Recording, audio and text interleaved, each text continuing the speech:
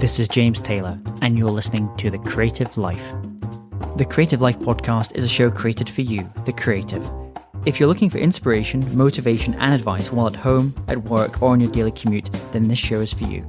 Each episode brings you a successful creative, whether that's a musician, writer, artist, designer, performer, educator, or creative entrepreneur. They share their journey, their successes, their failures, their creative process, their insights, and much, much more. In this episode, I speak to creativity speaker Denise Jacobs. She talks about being clear in your intention, how she prepared a TED Talk in less than 24 hours, and some of the best creativity tips and exercises. Hey, it's James Taylor here, and I'm delighted today to have Denise Jacobs. Denise is a speaker, author, and creativity evangelist who keynotes conferences and consults with tech companies worldwide. As a founder and CEO of The Creative Dose, she teaches game-changing techniques for busting through creative blocks, cultivating collaboration, and up-leveling creative productivity. Denise's workshops and trainings help unlock creativity in individuals, teams, and workplaces. A web and tech industry veteran, Denise is the author of the upcoming book Banish Your Inner Critic, which is coming out at the start of the year, the CSS Detective Guide, and co-author of the smashing book Number 3 1/3 and Interact with Web Standards. She is also the founder of Rawk The Web and head instigator of the Creativity Revolution. It's my great pleasure to have her on the show today. Welcome, Denise. Hey, thank you so much, James. It's so good to be here. So share with our listeners, what's going on in your world just now? Oh my goodness. Well, I am deep in the midst of writing my book, Banish Your Inner Critic, and it's quite the ride. It is quite the ride. And so this is obviously not your first, but you said you've written a number of books. Does it get any easier, or when now you're into your number third or fourth book?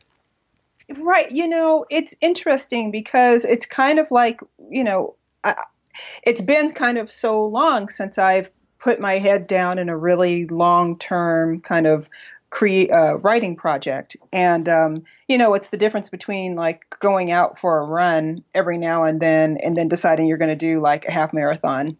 Yeah. And you're just like, oh God, like running, 13 miles or even doing a marathon, like running 26 miles is so much different than going out and running for like 15 minutes. Like it's a totally different thing, like 15 minutes every now and then, And so that part of it is kind of remembering my own writing process, and also not just remembering it, but also trying to kind of hack it and improve upon it, because there were a lot of things that I did during the last time I wrote a book, a full-length book at least, that I definitely find myself slipping into these kind of old habits, and I'm like, I don't really want to do that again. So it's kind of this level of awareness, kind of self-respect and acceptance, while also trying to kind of transform and improve upon the process at the same time. And how is that process different of writing a book as opposed to writing a talk that you're going to give? How did it change in terms of obviously timeline, the timing of doing it, but also maybe the editing process? Right. So when I write a talk, it's kind of, a lot of times I have this like initial idea. I mean, some of the process is the same, right? Like you have this initial idea. A lot of times I get really excited about the talks, and then it's like I'm trying to pull in all of these different sources and different concepts and everything, and interweave them into the story that I want to tell, or the basically the lesson or the lessons that I want to teach, and kind of take it to the outcome message that I want to have, the ultimate message that I want to have, kind of that I want to bring people to at the end. It's very similar with the book. It's just that things that you could say in passing in a talk, you have to substantiate everything in a book, or you have to substantiate things, really well. So it's one thing to kind of mention, oh, these people said this thing in this book, and like to keep moving, like, keep stepping. In a book, you actually have to say, these people said this, and, it was this research and it was that concept. And so the interweaving, it's like it's kind of a bigger pool of information to deal with. And then writing is so much different than spoken language. To communicate concepts in spoken language, it's kind of almost ethereal in a way. Like, that's one of the things I've talked to people a lot about speaking, is that speaking is wonderful and everything, but there's this kind of sense of once it's done, it's done. Like, it was this moment, it was this experience that you engaged with the audience and everybody at this conference, and it's this kind of very closed, momentary experience in a way, and the energy and the kind of the vibe that comes from the event is very much limited to that time and place and space. Yeah. Whereas a book is so much more evergreen, right? Yeah. So you have to present the information in a way that makes it engaging for a much wider audience, and that is something that can be useful, in my mind, something that can be useful over time. And so it's a different process in terms of structuring the information, in terms of presenting the information. And that's that kind of shifting into literary mode or writing mode from being in speaking mode for so long was definitely an interesting gear change for me. Because I would imagine, obviously, when you're giving a talk, one talk is going to be different from the next talk. You'll have obviously the core part of what you're talking about, but you'll feel the room, you'll feel the energy in the room, you'll feel what people are. They're kind of giving you energy back on certain points, and so maybe know where to go, and you can adapt that way. But when you're writing, do you have to have like this fictitious reader in your head, or are you that reader? Are you writing for yourself and thinking, what would I want to read? In a lot of ways, this book in particular is the book that I wish that I had had years ago. Like, this book is definitely written to the me of my 20s, the me of my teens, the me of my early 30s. Like, this was written for, like, you're okay. Yeah. You're okay. You're going to do all right. Your creativity is totally valid and totally fine. And yeah, it's kind of all of the pep talks and all of the support that I feel like I wanted all the time, kind of my own kind of journey of self-discovery. But, luckily for me, I found that there are a lot of people who need that same information, that's really helpful. I mean, I'm thinking like someone that comes and like sees you talking at an event, or watches your TED talk, or and they can see you from a side and go, wow, I could never be like that. That's like a different thing. So, and I would imagine you talking to your writing to your 30-year-old self. What would you be saying to that person that's watching you up on stage and giving this amazing talk and inspiring people in that way, and thinking that maybe they could never be up there and fulfilling that role? Well, but it's kind of like, there's some people who are just like my mother, for example, absolutely marvels at my ability to get up in front of an audience and speak to so many people. And she almost invariably asks me, well, how many people were there? And I'm like, I don't know. I mean, I think the conference clocked in at like 500 or something. And she'll be like, 500 people? And I'm like, if I'm going to tell a story, if it's 20 people or if it's 500 people, it doesn't necessarily change the story. I mean, I'm still going to tell the story, right? Yeah. Like, if it's 2 people or 10 people or whatever, I mean, I might, amp up the charisma a few notches, but like, it's still going to be the same story. And so I say that to say that there are some people who are like, I could never do that, and I'm completely disinterested in it. And then there's some people who are just like, I wish I could do that, but I don't know if I could ever do that. Do you know what I mean? And so I would imagine for the people who are just like, completely not interested, like, go ahead and do you. It's all great. Like, for example, another little side story. My father when he was alive, was really passionate about flying and airplanes and aeronautics and everything. And so as his hobby, what he would do when he would come home from work, he would build experimental aircraft. And my father built 3 airplanes in his lifetime and flew them. Yes, wow. Because as one does. As you do at the weekends. as you do, right? And so I would look at my father and I would think, oh my God, like that's, I mean, it was normal for me for something that, one of your parents would do, but it was never like, oh my God, I could never do that, but I really want to. I was kind of like, I could care less. Like, that's what my dad does. And I'm not interested in learning how to build an airplane. Whereas before I was a speaker, I went to a conference, actually my very first web conference that I went to in Portland, Oregon. It was called Web Visions. And this woman who was one of my kind of industry idols was speaking. And I went to the conference actually very specifically to see her talk. And when she was on the stage, I thought, oh my God, I totally want to do that. I don't know how I'm going to do that, but I totally want to do that. So do you see what? Yeah. You see what? Yeah.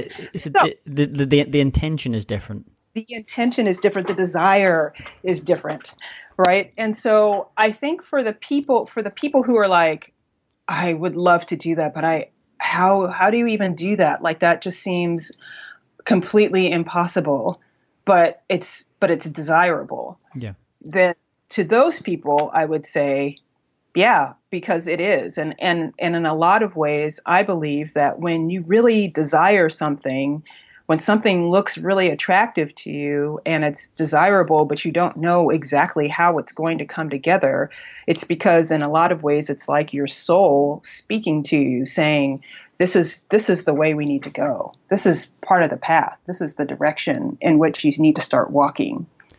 And then, so that kind of idea you had going to that conference, you've seen this woman that you kind of was an idol of yours, and saying, I want to do that. That's kind of where I want to be as well. I'm sure that the path to from there to where you are now was not a direct path, maybe. So, like, for someone that's maybe at that point, they're coming and seeing you up on stage as well, and they say, I want to be like Denise. I want to be up there, and regardless of what the message is, it may be because they're passionate about animal rights, for example, or whatever the thing is. Any tips for that person that wants to be up there on a stage, that wants to kind of has a message and feels very passionate about kind of getting out there and delivering it to as many people as possible in that way? Well, one of the first things I would say is being clear about that intention is like, in some ways, I kind of feel like half of the battle. It's when you kind of are wishy-washy and when you kind of try to talk yourself out of it. But being clear about the intention and respecting it, I think is really huge. And then the second thing about that is that once you have that clarity of intention, and once you kind of, in a lot of ways, mentally commit to, okay, well, let's see how I can make this work, then it changes your behavior, right? I mean, your behavior changes because then you start to think everything starts to actually be in service to that outcome, or, more of your actions become in service to that outcome. So for myself, for example, when I got really clear about that, I basically started telling everybody that I met that I wanted to speak at conferences. So you can basically kind of start putting it out to work. And I'm guessing there's that, and I've forgotten what the part of the brain, the active reticular something. It's like when you buy a car, suddenly you see that car everywhere. Or if I say to you the word elephant or pink or something, you'll see that in different places. So so I'm guessing by kind of having that intention and being very clear in that intention, I want to speak, I want to be up in those stages.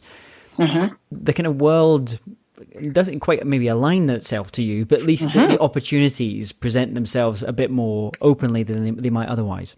Well, I think it's because it did, the world or the universe or whatever terms you want to use doesn't know that that's what you want. But as soon as you make it clear, it's like, oh, okay. I mean, I just by like having that kind of moment of clarity, and it was one of those I had like several moments of clarity over time, but even just by having that moment of clarity in that moment of seeing, her name was Molly Holzschlag, seeing Molly on stage, like then that evening at the dinner for the conference, I ended up sitting next to her and chatting, and we ended up hitting it off.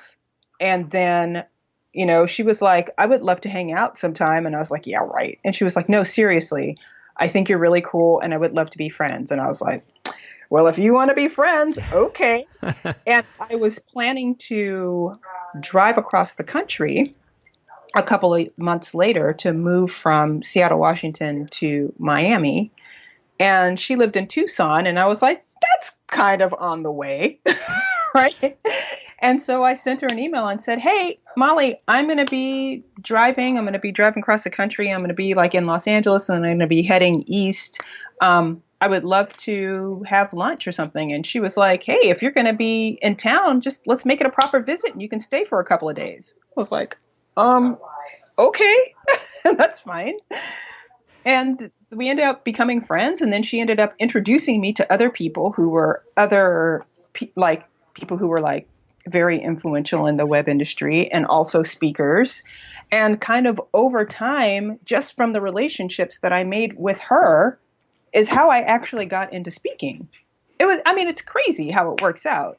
So just that moment, that kind of spark in that moment literally changed my life.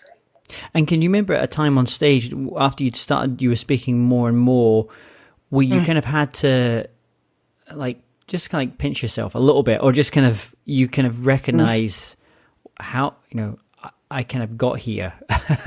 Yeah. Was there an event or a specific event that you can remember when that insight occurred to you? I've had several of those. So the first one was when I basically got like my first, what I considered kind of big international, talk at a conference. So I ended up speaking at the Future of Web Design in London, which incidentally happened a lot because of Molly. Yep. 5 years after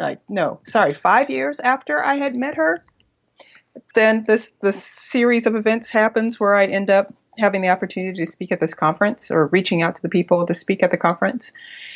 And when I got there and I was going up on stage, I was like, wow, like I'm in London speaking at a conference about my book, or, about a topic that I wrote about in my book, which another thing, I just had a book that came out 2 months ago. That's crazy. Just so all these things. So I definitely had that moment then. That was in 2010. I had another moment like that in 2013 when I went and I did my TEDx talk at TEDx Run Main in Germany, which was another crazy series of serendipitous events. I ended up speaking at that conference. I wasn't even going to be in Frankfurt that day. Like, I just came to Frankfurt for the weekend, and I was going to leave on Tuesday to go down to Zurich because I had a meeting there. And then I was going to fly from Zurich to Gothenburg, Sweden for another conference. And then I was flying from there to Austin, Texas for South by Southwest. I wasn't even planning to be in Frankfurt longer than till the next day. And I ended up, through a friend, meeting the organizer for the TEDx conference. And he was like, you should come to my event. And I was like, yeah, I'd really like to speak at your event. And he was like, what do you talk about? I was like, creativity and innovation. And he was like, send me some of your links and I'll talk to the committee. And I was like, seriously? And he was like, yeah, so this is Monday, right? The event's on Thursday. Wow. I get a tentative yes from him. I got two out of the three people on the committee to say yes. I'm working on the third one. Just hang in there. So that's what he said on Tuesday morning. And then on Wednesday morning, again, mind you, the event is Thursday afternoon. On Wednesday morning, he was like, yes, I got all three. You're totally in. I'm putting you on the program. I was like, all right, I have a day to create a TED Talk. Okay, that's now people, I've heard other people that have done TED Talks, had them on the show, and we're talking like 6 months to prepare. Oh yeah. So like in terms of the writing and the like thinking about what is your thing you want to share, and then the writing and then the preparation. So that must have been an interesting 24 hours. Day.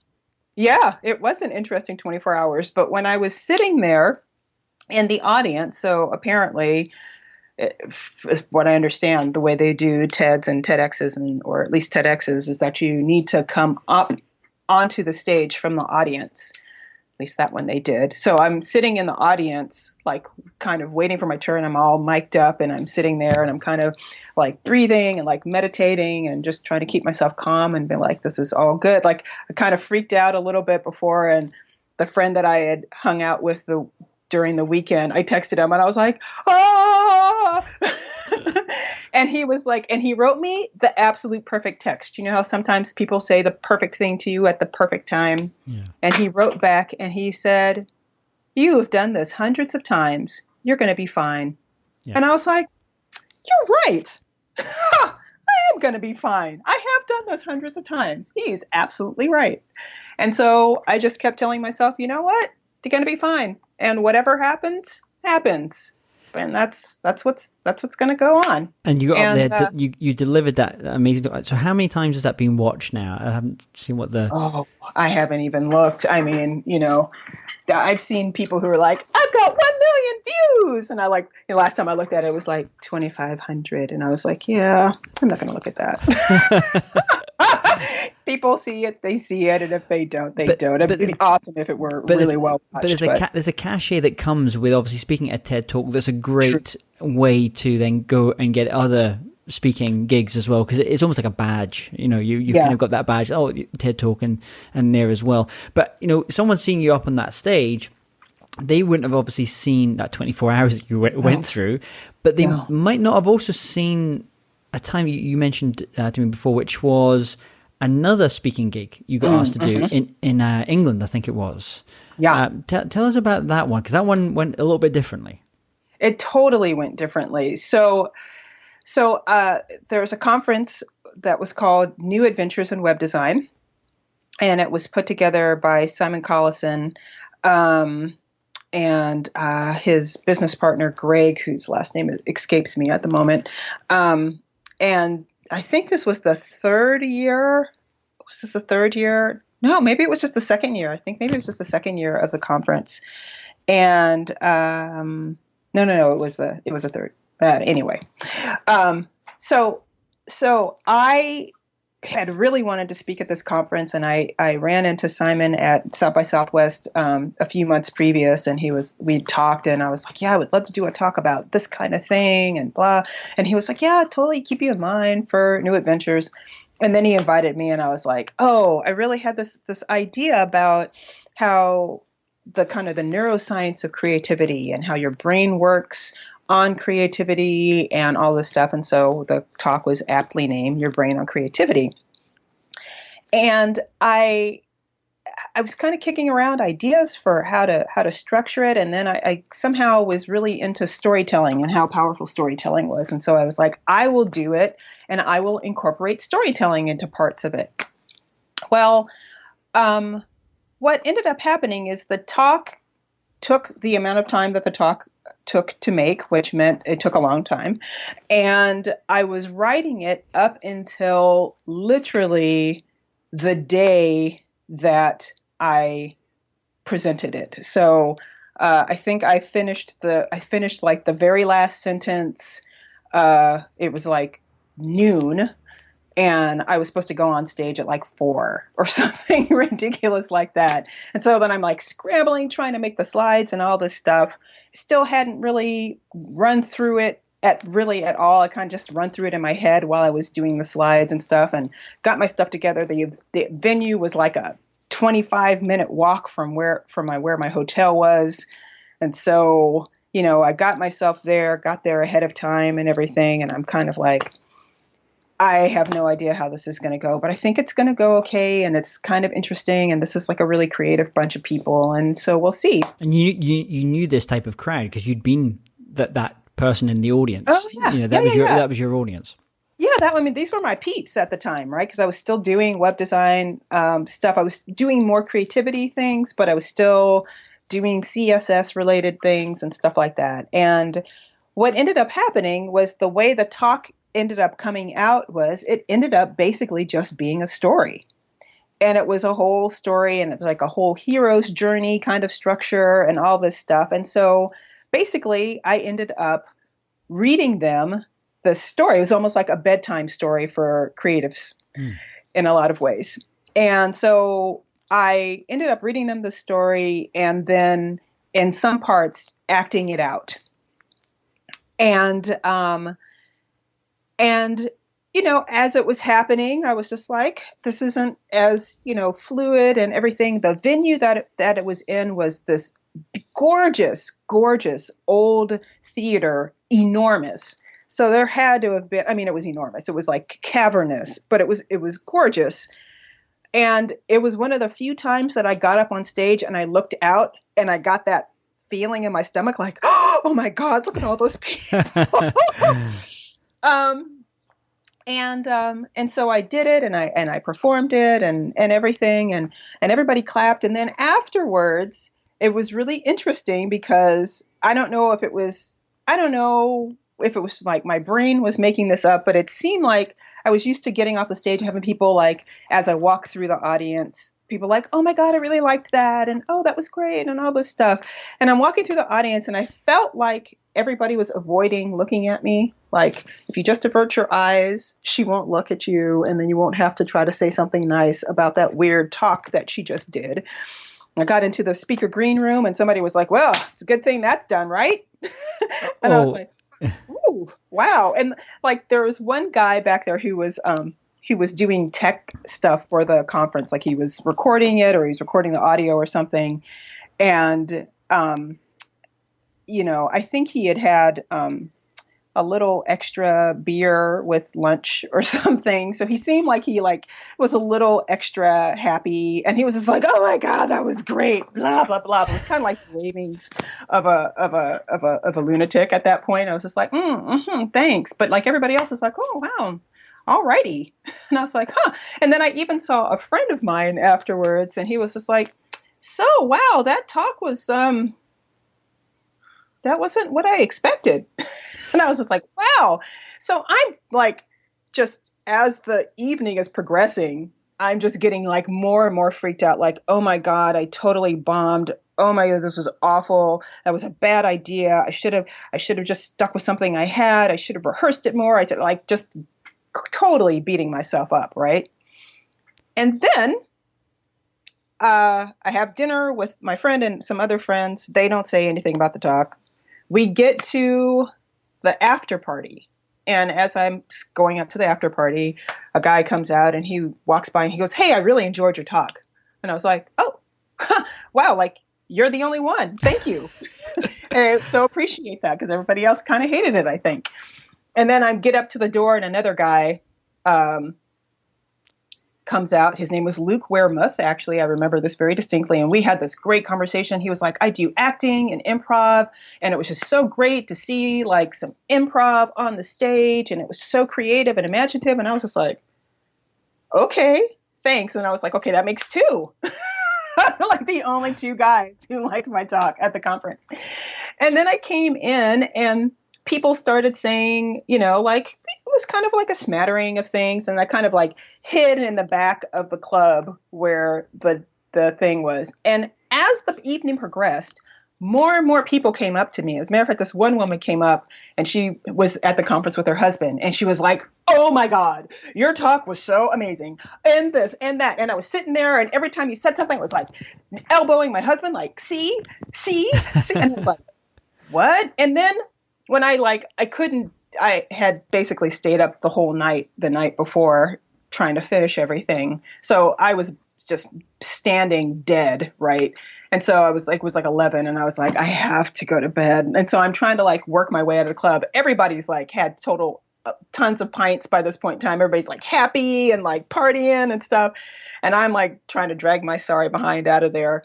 And people are just stopping me like, oh my God, I loved your talk. Oh my God, your talk was amazing. Oh, I was like, I'm trying to leave. And what's happening? And so when I finally looked at my tweets, just to finish up, I was so afraid to look at the tweets and to like see what people said. And there were a couple of tweets where one guy was just like, Denise Jacobs is totally off her rocker. Like, I don't even know what's happening here.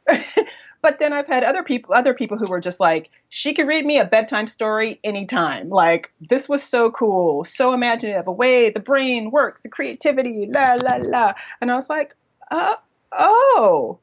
So I don't know what was happening. It might have just been in my head. No, I think what you may have come up against there was a traditional British reserve. Exactly. I think, and having, it's funny because in a more previous life, I worked with a lot of music artists and we would tour all around the world, and it was always fascinating the different types of audiences you would get in different countries.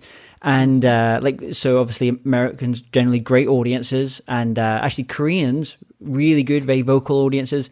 Japan, very polite, and they'll applaud gently, and then they'll go completely insane at the end. And then the British audience, very quite depending on where you are in the UK, it can't be a master, but depending on where you are, and also the venue as well, I think dictates a lot of it. You think, am I completely bombing here or something? And then people come up to you at the end and go, that was the most amazing gig, talk, whatever. And I'm like, well, that would have been nice if I could have felt that energy in the room a little bit.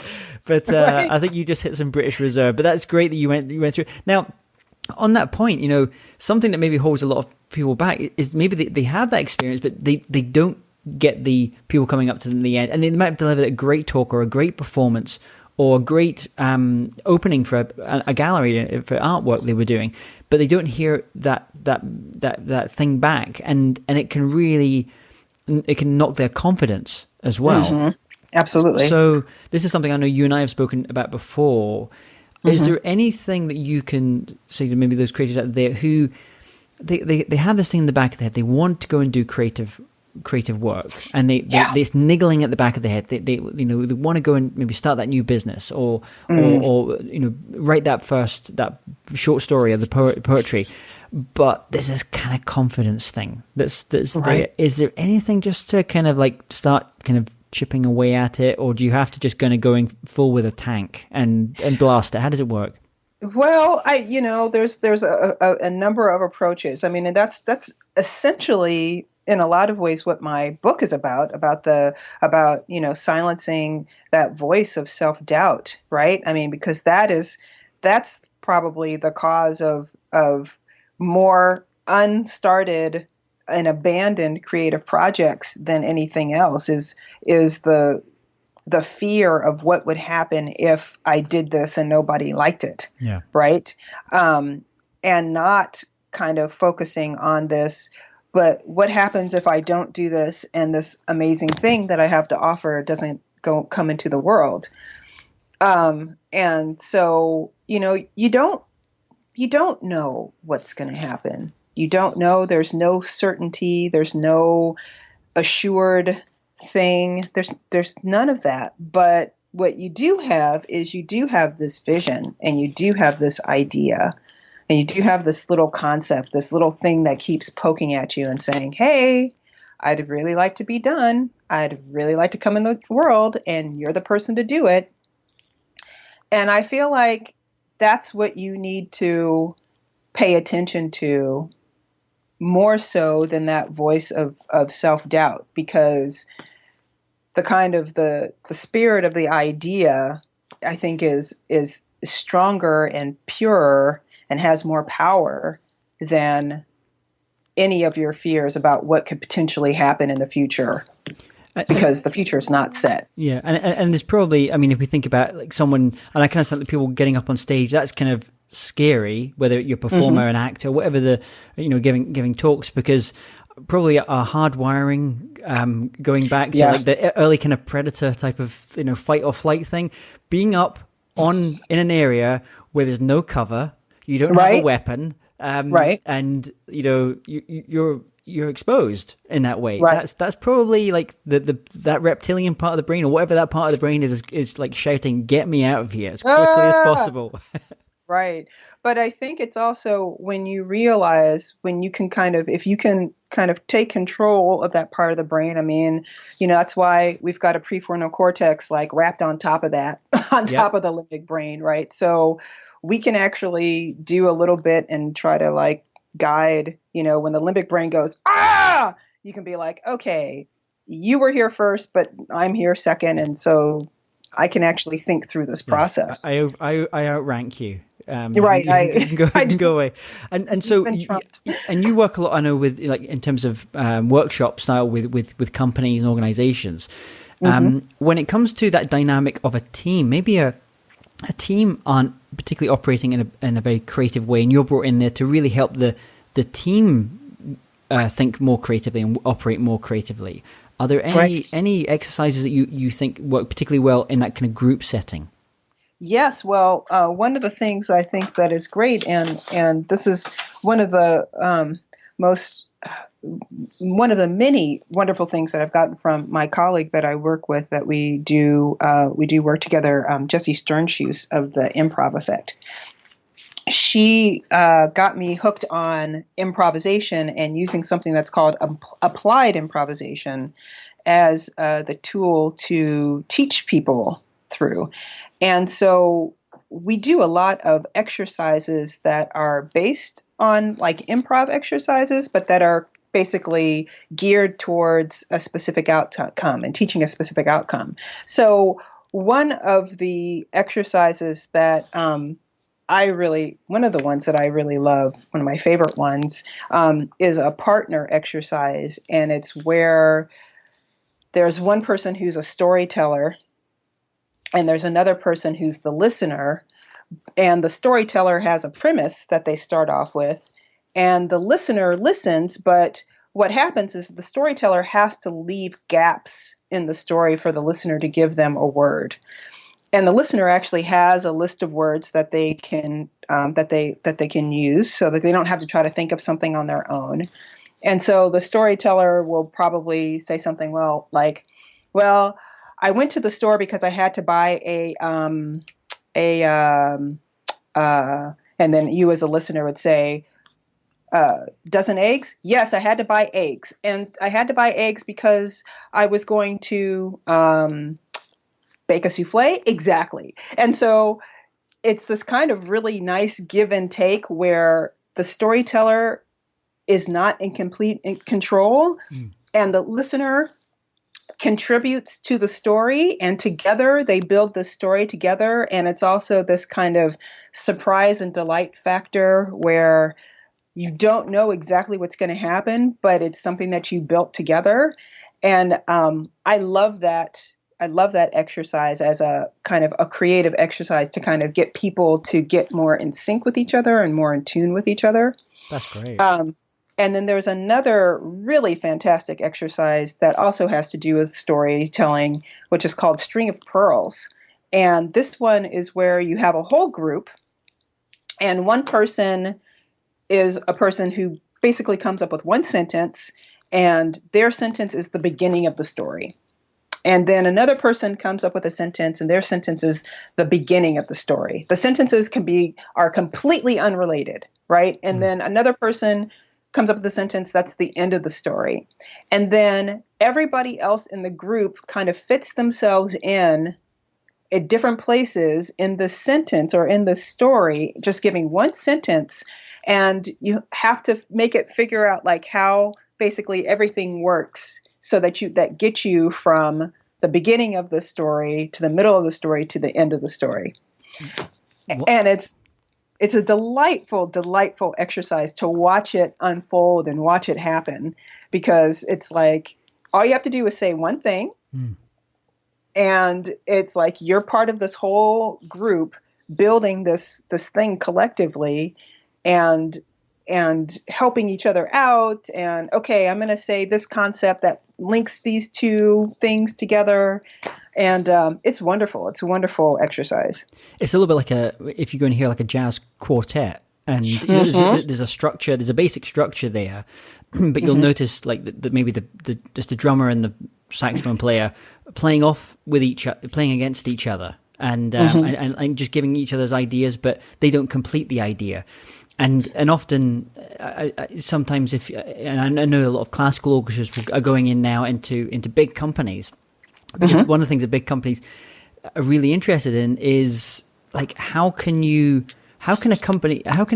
a musical thing move forward, or a company move forward without there being one leader? And obviously, comedians do this all the time. Theater companies do this all the time. Musicians do this all the time. You have a basic structure there, but it's about that improvisation. It's that give and take. It's about, feeling where you need to kind of go next with the story and the narrative. And that takes trust, obviously, as well. Exactly. Oh, last exercise that is my favorite exercise of all time. And this is an exercise that I did a workshop. I attended a workshop that Lisa Nichols, who's an author and a motivational speaker over here, gave. And I went to this ages ago when I was thinking, I think I want to be like a speaker and a writer. and it was this workshop to help people speak and write to make millions is what it was called. Kind of a kitschy name, but whatever, it worked. And this exercise, I don't know what it was called, but what I call it is what you didn't give. And basically you have your group, and you split the group into half, and one half is basically group number one, and the other half is group number two. And so group number one goes and kind of stands in the room, and they just kind of spread themselves out so that people can move between them, and they stand there with their eyes closed. And then group number two, what they have to do is they have to think of something about their creativity that they didn't hear enough of.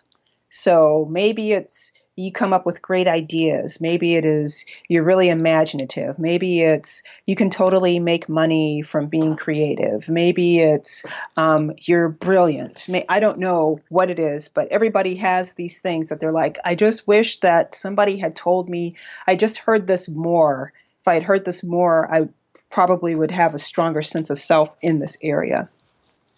And so you think of that thing that you always wanted to hear more of, that you didn't hear enough of, and you go around and you tell each of the people in the first group who are standing there with their eyes closed, you just go up and you just whisper one of those little things in their ears.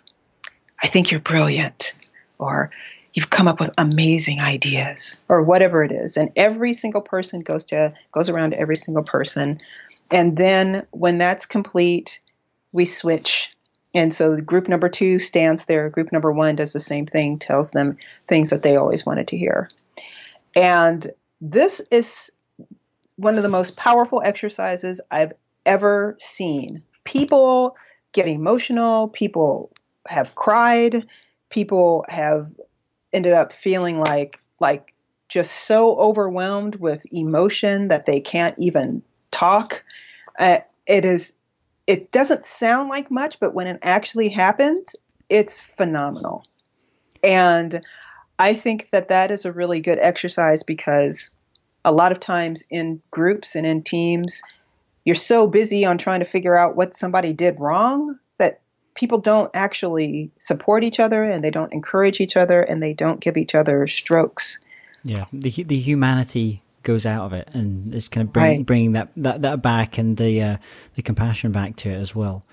That's great. So hopefully anyone listening just now, Monday morning, if you're running a workshop or you're thinking about running a workshop, these are great exercises here as well. Just as we start to finish off here, Denise, do you have a record or a book that you could recommend to our listeners that have made a big impact for you? So one of my favorite records, I like it because I kind of feel like you can hear like the musicians kind of coalescing and creating this really cool, this really wonderful music. And it's one of my favorite albums. It's by an artist named Jalisa, Jelisa, Jalisa, and it's called Galactica Rush. And it's like a R&B, acid jazz, neo soul kind of thing, and it's fun. Her voice is amazing, and she's got some of the lyrics are fantastic, and then some of the parts of it where you can hear the musicians just really like syncing with each other, and you're just like, oh my God, what is happening? It's a really, really fantastic album. Awesome. We'll put that on the links. And what about a book? What would the book be for you? Oh God, there's so many books. Like, how can I choose one? There's a series that is one of the most delightful series of books I've ever read, and one of my favorite authors. I just discovered him actually in 2009. His name is Jasper Fforde, and Ford is Fforde. Apparently it's a Welsh surname or thereabouts. At least he lives in Wales. And he wrote this series about this character whose name is Thursday Next.